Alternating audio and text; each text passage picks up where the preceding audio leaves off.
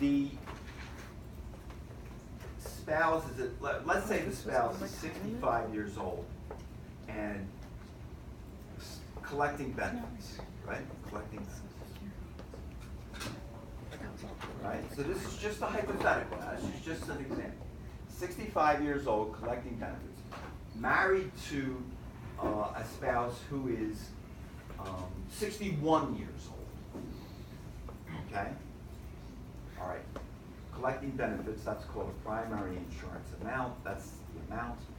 Now, the 65-year-old dies. Okay? This spouse can start collecting this benefit. Okay? It's under a survivor's benefit because the spouse died, predeceased her. Now she can move up as long as she's at least 60 years old. Okay? Spouse can collect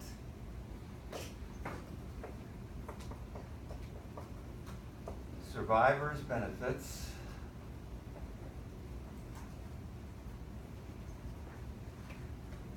as long as she or he is at least 60 years old at the time her spouse dies.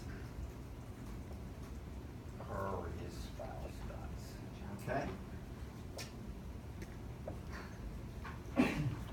Do they get the full thing at even? Yes. Though they're not 60? They get the full thing. They get the full amount that their spouse was collecting.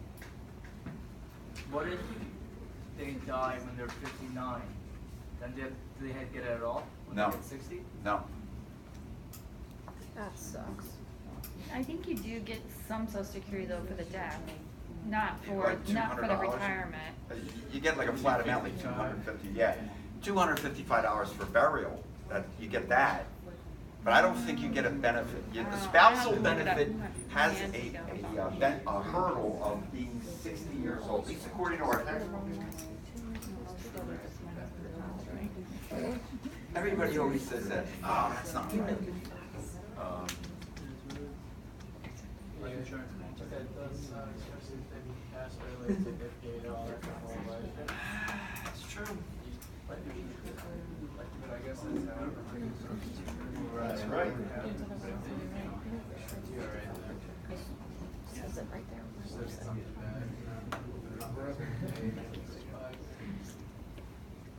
Okay, and there are also benefits for children. If you have unmarried children at home and the person was fully invested in the Social Security Act, and say the kids are young, right, 10 years old, 12 years old, they can collect a percentage of the deceased parent's benefit until they're age 18. So I don't want this to overwhelm everybody. I'm just mentioning this. I'm not gonna test you on that. But survivor's benefits is not just the spouse. There is also a provision for children, young children, to collect some Social Security benefit up to the age that they turn 18. Okay? What would you say that we should like kind of really focus on? Well, just what I'm talking about. Okay? I mean, I've just told you what not to focus on. Okay, now our next thing is disability income benefits, right?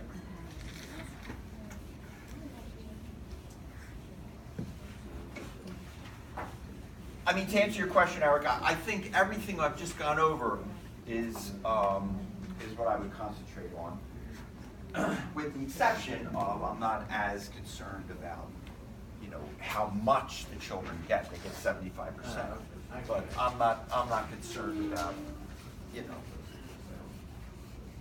detailed amounts like that.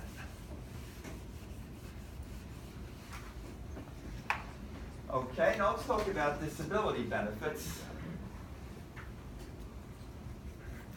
Disability benefits under Social Security mean you cannot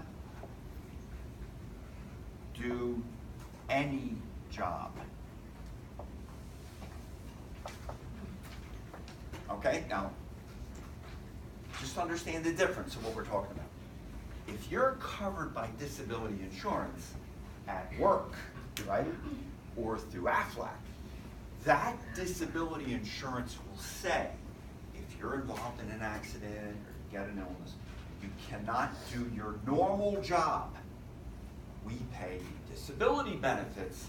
Disability benefits are usually 60% of what you were making, sometimes 2/3.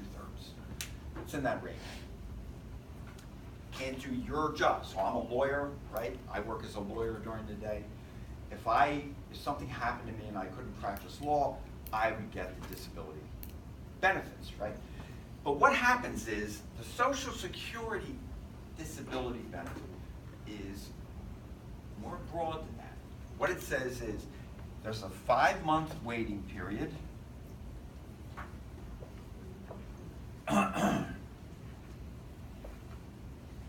And after 5 months, if you haven't worked,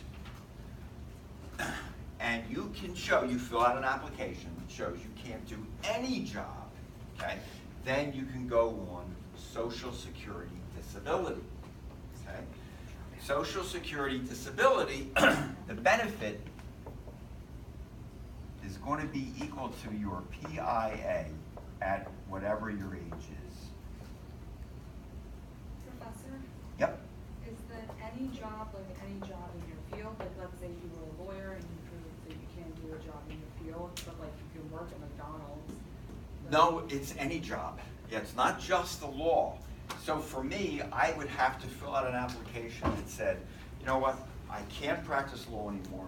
Not only that, I really can't do any kind of office work anymore. I can't do anything that you would normally think I could do.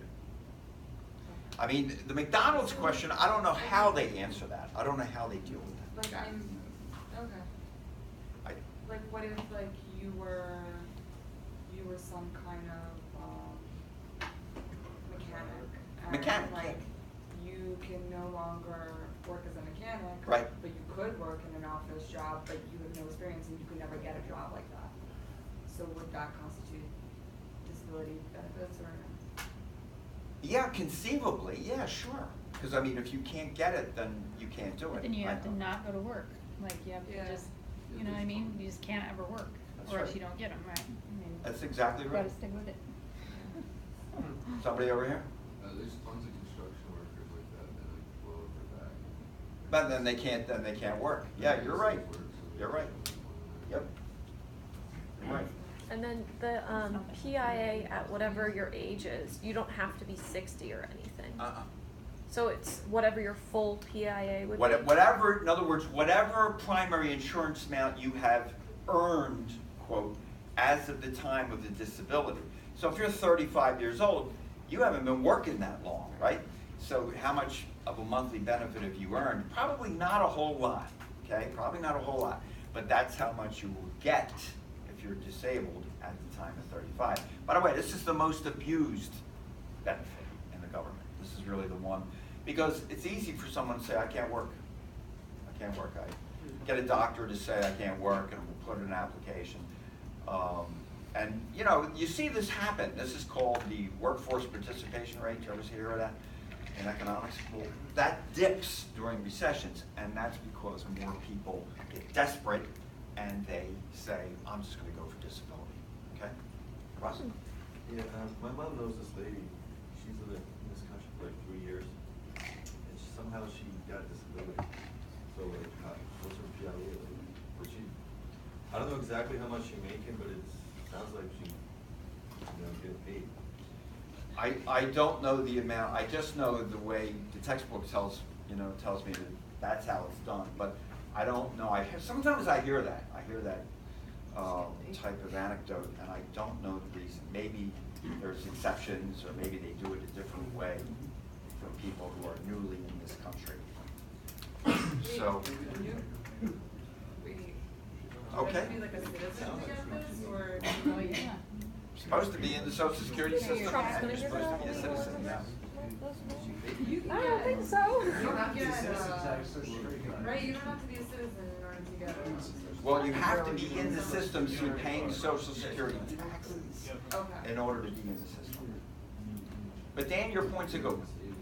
You have to be paying Social Security taxes and contributing to the system is the way to look at it. Okay? So that's disability, and it used to be very hard to get it, still hard to get it, but you know, maybe not as hard as it used to be. So these are the main components. Now, we talked about Medicare last week. These are the main components of Social Security. Okay, and this is what this is what I want you to know. Okay, so the chapter doesn't do a bad job of saying just what I told you. So you might, you'll want to review that. Okay, and the last part of this chapter that I really want to cover is workers' compensation. Okay, so how are we doing on time? Well, you know what? This is a good time to take our break. So why don't we take a 5-minute break?